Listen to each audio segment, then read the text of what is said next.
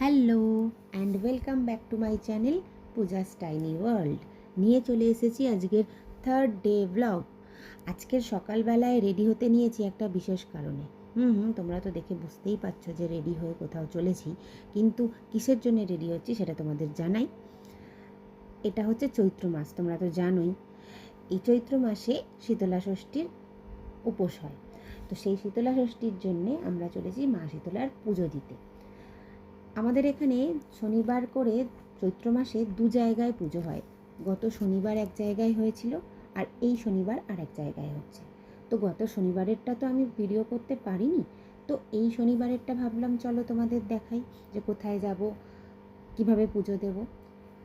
তো তোমরা যারা আমাকে চেনো তারা জানো আমি কোন জায়গার কথা বলছি। তাই তাড়াতাড়ি করে রেডি হয়ে চলে যাচ্ছি পুজোর জন্যে। তোমরা কিন্তু ভিডিওতে দেখলেই বুঝতে পারবে যে আমি কোথায় পুজো দিতে যাচ্ছি। সবাই জানো যে শীতলা ষষ্ঠীতে ঠান্ডা খাবার খেতে হয়। তোমরাও কি তাই করো? মানে তোমাদের ওখানে চৈত্র বৈশাখ মাসে শীতলা ষষ্ঠী হয়? কখন হয়? শনিবারে হয় কি কোন দিনে হয় সেটা আমাকে তোমরা কমেন্ট বক্সে জানাতে পারো। আর তোমরাও কি শীতলা ষষ্ঠীতে ঠান্ডা খাও? যদি তাই হয় আমাকে কমেন্টে তোমরা জানাতে পারো। আচ্ছা, তোমরা যারা আমার ভিডিও দেখো তাহলে তারা তো সাবস্ক্রাইব না করো, অন্তত লাইক তো করতে পারো।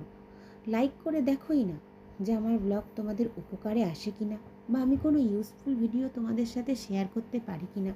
তোমাদের যদি কিছু কোয়ারিজ থাকে তাহলে তোমরা সেটাও আমাকে বলতে পারো, জানাতে পারো। যেহেতু শীতলা ষষ্ঠীতে ঠান্ডা খাবার খেতে হয়, তাই আমি কিন্তু পুজো দিয়ে বাড়িতে সারাদিন সেরকমই ব্যবস্থা রেখেছিলাম। আমরা আজকে সারাদিন ঠান্ডাই খেয়েছি। এবার আমি আসি আমার কথায়। ব্লগার হিসাবে আমি তো আমার প্রচেষ্টা চালিয়ে যাব। তোমরা দেখো যে তোমাদের আমার ভিডিওতে কি উপকার পাও, বা তোমরা কিছু জানতে পারো কি না, বা আমার ভিডিও তোমাদের কোনো কাজে আসে কি না। যদি এরকম হয়ে থাকে তাহলে অন্তত একটা লাইক করে দিও।